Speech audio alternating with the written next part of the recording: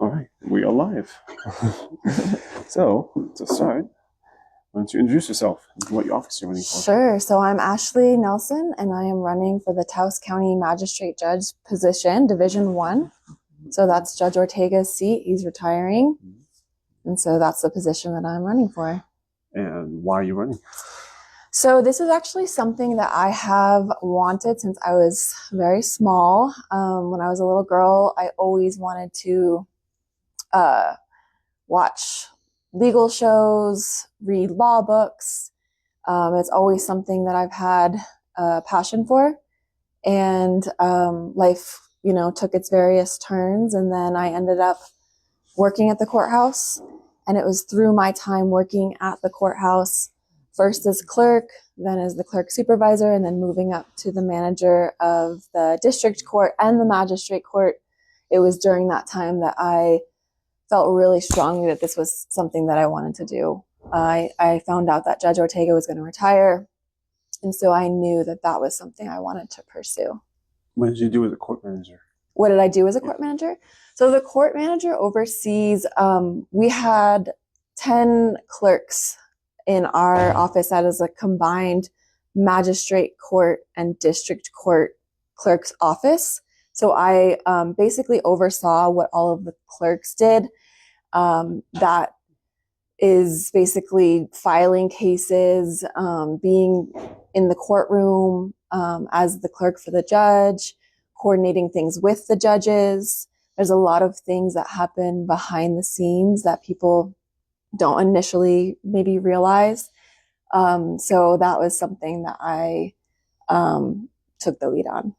So you kind of, all the clerks kind of make the court run smoothly? Exactly, yeah. It's all the behind the scenes stuff that would go on in the court. So a lot of people will come to the window and see the clerks at the window, or they'll be in the courtroom and see, the clerk and the judge. But there's a lot that happens actually behind the scenes for the courthouse to run, for the cases to be processed. There's trainings, ongoing trainings, coordinating things with the judges and their schedules, meetings with community justice partners, that sort of thing. And that's your experience as a court member. Exactly. How would you distinguish yourself from your opponent? So, yeah, that's a good question, an important question. I think that for me, what sets me aside is that, first of all, coming from the background of working for the courts are always a neutral party to a case. So we have, in a criminal case, we have the defense, and then we have the prosecution, and they come before the court. The court must always remain neutral. And so coming from a place of neutrality already, I think puts me at an advantage. Furthermore, there's so much behind the scenes that a lot of people don't realize that go on, that the judges actually are participating in. And that's actually one of the core topics that I discuss when I speak about my campaign, is that part of those relationships that I developed as court manager actually will continue on if I were to be elected as judge, because the court works with many different organizations within the community, and those relationships are really important. So that's something that I feel really strongly that I already have that knowledge of the system, the entire court system and how it functions and works. So that means that there's day one, I'm walking into something that I'm already familiar with, and I already have developed those relationships, and I already know, kind of the nuts and bolts of. Now, I interviewed your opponent, Jerry Hogarth, and his background's more in law enforcement. Would you think a background in court management has over a background in law enforcement? So a lot of people don't realize that the transition from court manager to magistrate judge is actually common. I did a quick search and I found 3 currently serving magistrate judges that were previously court managers. We have one in Colfax County who I actually worked alongside, Judge Ronich. She was the court manager for many years. And then we have one in Mora County, and then also there's another one down in Lincoln County. That was just me scratching the surface. It's an easy transition because being court manager, we have to know what the laws are. We have to know the rules of court because it's not just there's more than just the stated laws. There's also rules of court. There's case law. There's a lot of intricacies. Like I said, it's more of a complex position than what you would initially see on the surface.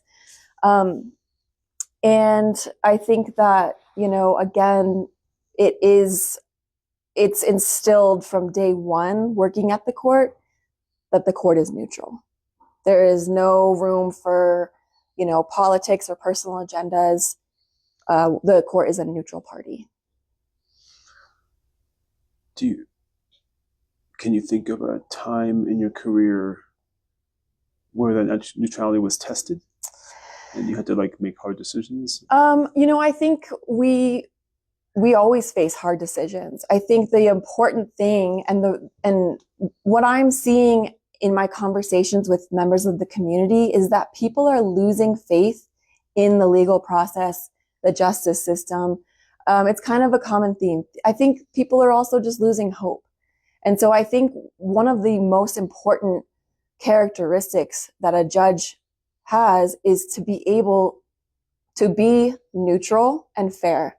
And that's something that's I believe, will restore faith in the system. If we can kind of continue that on, if we can continue on that neutrality and that fairness, then people are going to see that that's a foundation that's critical for the court process and the legal process. What about in your capacity, not as a judge or a court manager, but just on a personal level, as a citizen, as a more individual level, more like in the community? Yeah, and I think that, I remember when I first started working at the courts, they said to me, one of the first things that a judge loses when they become judge is their first name. Nobody calls them by their first name anymore. And so, again, as a judge, how I would approach the position is the law is the law. And whatever decision that I make, whether it's on a criminal level or a civil level, must be within the confines of that law. And so if my personal opinion dictates, it basically doesn't matter if I approve of that law or don't like that law. I think that it's important for a magistrate judge to, it's not personal, it's business. So when we enter the courtroom, we enter the courthouse, we have a job to do. And so, everything else has to be set aside. Even as court manager or even as a citizen, when I'm campaigning or, all of that has to be set aside, in my opinion, to remain neutral. Were you born and raised in Taos? I was not. I was born in Connecticut, and I moved here just about almost 20 years ago. And why'd you stay? I'm sorry? Why'd you come and why'd you stay? I love Taos. I think that I was drawn to Taos for the same reason a lot of people are. I love the community. I have 3 children who were born and raised here, and they're part of the community. And it's just building those strong community ties, I think, that really has kept me, as a strong community member. Do your children share the love of the law as you do? They're young still, so I don't know. Their interests, I think, are a little bit different at this point, but they're still too young to know. Yeah, maybe when they get older.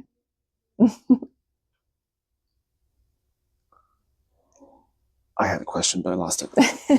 I like to keep things unscripted.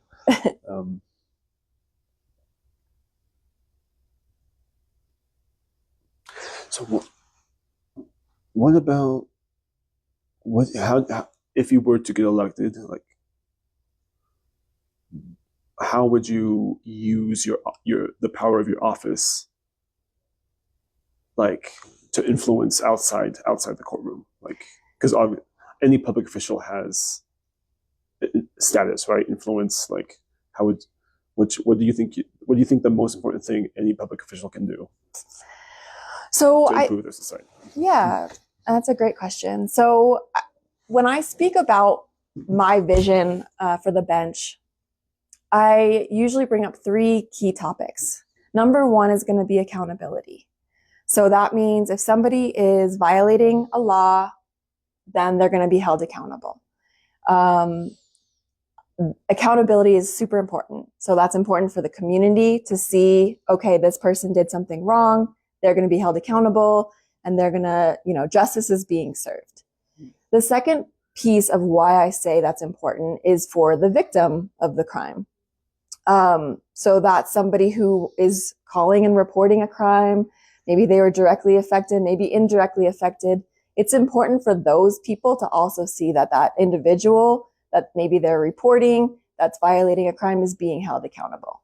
And then the third piece, and this is just as equally as important, is holding guilty individuals accountable for law enforcement. We don't want our law enforcement officers to start feeling like they're doing what they're doing is not being recognized and they have a hard job. And so we want them to see that, okay, this individual is violating a crime. They're being held accountable by being arrested and being charged. And so the court has the follow through of holding that individual accountable as well. The next piece that I speak about is fairness. So fairness means, everybody who comes before the court is treated equally. Everybody is treated respectfully, and everybody is equal in the eyes of the court. And then the third piece, and this is how it relates to your question, is that during my time as court manager, I saw time and time again people coming before the court as repeat offenders. And so it became a revolving door of people who would commit crime, they get released, they reoffend, and they end up back in jail again. And so my goal is to basically make those connections within our community of where are the resources that we have available in Taos County that can be connected to these individuals who come before the court who maybe need additional services. That's not going to be every case, of course, but sometimes there's cases where people need substance abuse treatment. Sometimes people need mental health treatment. And so it's making those connections with already established organizations within the community. And that, like I said, I referenced this earlier, these are the relationships that I've developed. And so my view for the community is that we all have to work together. The court has to work with law enforcement, has to work with mental health providers, has to work with drug abuse treatment providers. And I believe that that is what is going to make things, our community stronger. And I think that those are just really important elements that I always like to highlight as something that, is my vision for the bench. I've talked about that with a couple of police officers. They've told me that most people involved in that revolving door are people who really don't care if they go to prison or not because they don't really have nothing else. And at least in prison, they have a free bed and some free food. Yeah, so and I've seen that. So, like, how do you give for someone who's at that level of, for someone who's at a low point like that? How do you, like, what's the best way to create that initial spark to get them thinking, like, make a connection to, like, is it mental health resources or is it like job training? Like, what's the best way? Yeah, and of course, each case is going to be different, right? Each individual, we're all human beings. We all have our own story, our own, history. Each case that comes before the court is going to be unique. And so basically, linking that individual up with somebody within the community who can make that assessment. who can say, okay, I did a mental health assessment and I think that this person actually just needs X, Y, and Z. That's why, I've been having conversations with people and leaders within the community. The leaders of Nest, for example, they're doing so much right now to try and bolster the services that they offer for homeless individuals or people in need within the community. What's Nest stand for? Nest is so it's Dreamtree is the parent company. And so they have the teen living area, and then they have the homeless shelter, which is behind the sheriff's office as well. And they were a big player when the men's shelter closed. They kind of took over, or they're trying to take over a lot of what the men's shelter was doing. And so it's basically, like I said, just making those connections and trying to help those individuals who, I have seen that where somebody's saying, I'll just stay here in jail. And that to me is somebody who, maybe doesn't have hope in the system, maybe needs a little bit of help in an area. I don't know what that is because like I said, each individual is different. Each case is different. But having that awareness and assessing that and taking the steps and making the connections needed for that individual.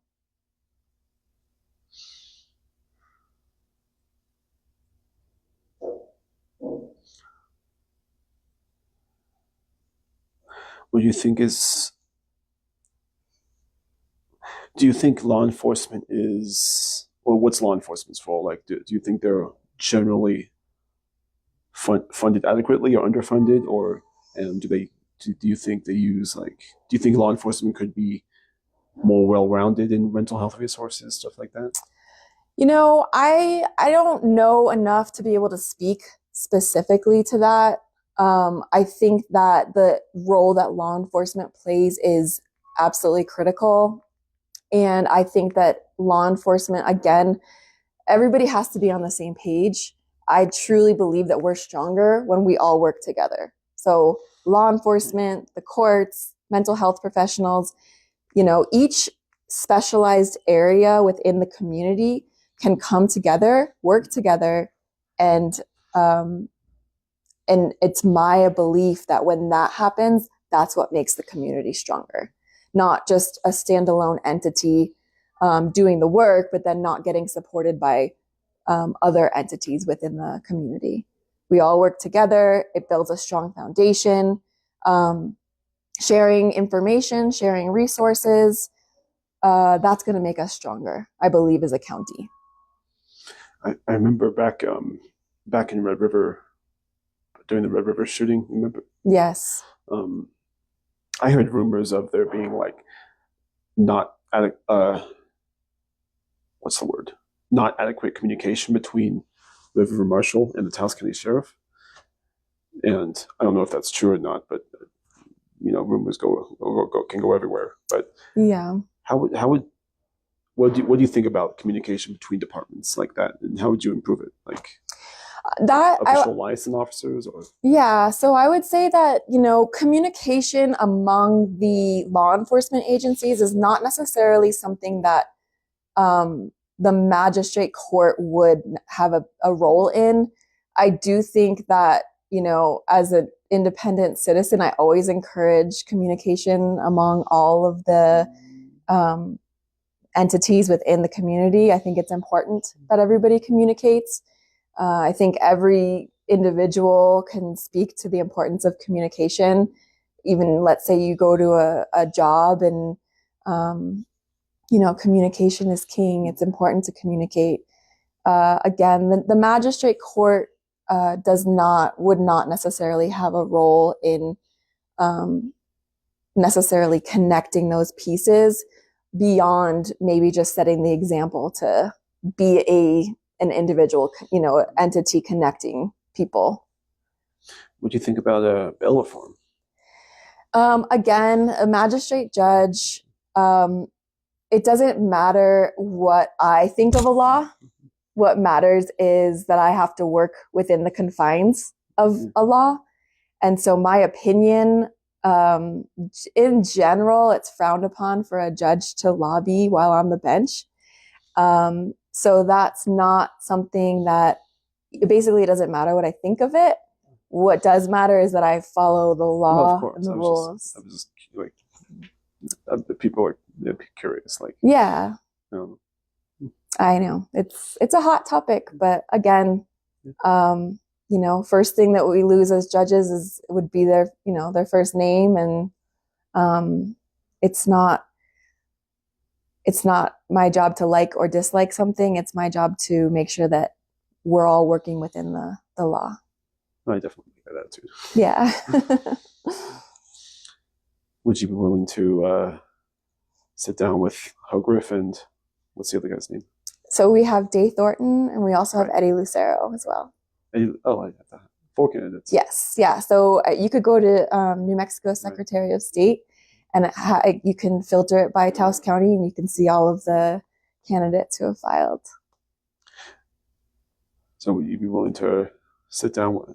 I've asked Jerry Hogriff if he'd be willing to sit down with you and just talk, just talk. Yeah, I've known Jerry for years. I don't phrase things like debates, like just phrase things. And the problem that we run into with the judicial campaign is that we are held to the judicial code of ethics. It would be something interesting for you just in your role to read. It's the very last portion of the judicial code of ethics. It's a little dry, but it's very important information, and it gives us an outline of what judicial candidates are able to do and say. Judicial campaigns are different than regular political campaigns.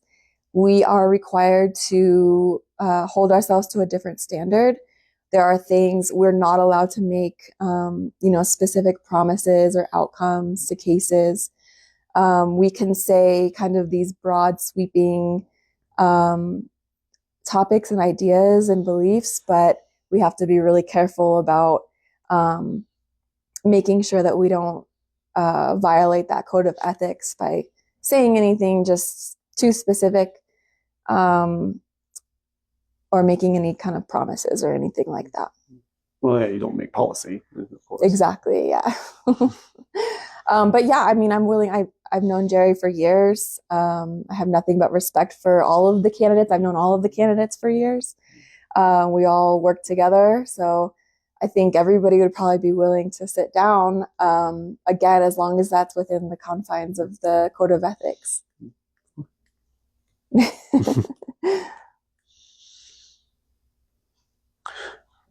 think that's all my questions. Okay. Well, thank you. I do appreciate your time. Yeah, thank you. And you tell me about yourself. You just do your freelance. Yeah, just independent reporter or writer. I like talking to people. Okay. I like hearing people tell their stories. Right, and having their stories be heard. Yeah. Right. Yeah. And you live in Taos County? I live in Cuesta, yeah. Okay, cool. Very nice. Yeah, I have an event coming up on April 12th at KTOW. It's going to be basically like a meet and greet. We'll have some campaign yard signs, stickers, that sort of thing, live music, and then we'll just be doing like candidate meet and greet type stuff, talking. Let's see. And then my website, nelsonfortaos.com. Were you able to check that out? Check that out. So we have all of our news updates there, more information about me. That's where I told you can email. That email that you sent, info@nelsonfortaos.com, goes to my whole team. So that way everybody is able to check it and respond, and social media, Facebook, Instagram, all that. So appreciate it. Do you have any future ambitions for anything beyond the judge, like maybe statewide office, national office? At this point in time, my number one focus is this campaign and this race. And I haven't thought beyond that. All right. But I'm excited about this, and so far it's been really fun. It's been super informative.